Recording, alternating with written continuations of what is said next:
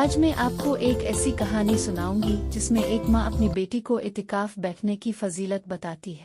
مریم ایک نیک لڑکی تھی جو ہمیشہ اپنی دعاؤں میں رب سے قربت کی دعا کرتی تھی۔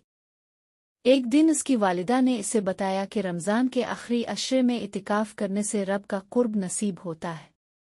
یہ سن کر مریم نے ارادہ کیا کہ وہ بھی اس سال اعتکاف میں بیٹھے گی۔ اعتکاف کے دوران مریم نے روزانہ قرآن کی تلاوت کی، نوافل ادا کیے اور دعا میں اپنے لیے اور امت مسلمہ کے لیے خیر مانگا۔ ایک رات شب قدر کی تلاش میں اس نے دل سے دعا کی کہ رب اس کی مشکلات کو آسان کرے۔ عید کے دن جب وہ گھر لوٹی تو اسے ایک خوشخبری ملی، اس کی تعلیم کے لیے ایک بہت بڑا وظیفہ مل گیا تھا۔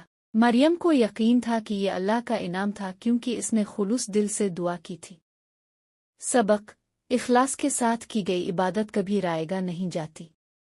رب تعالیٰ اپنے بندوں کی دعائیں سنتا اور ان کا انعام عطا کرتا ہے۔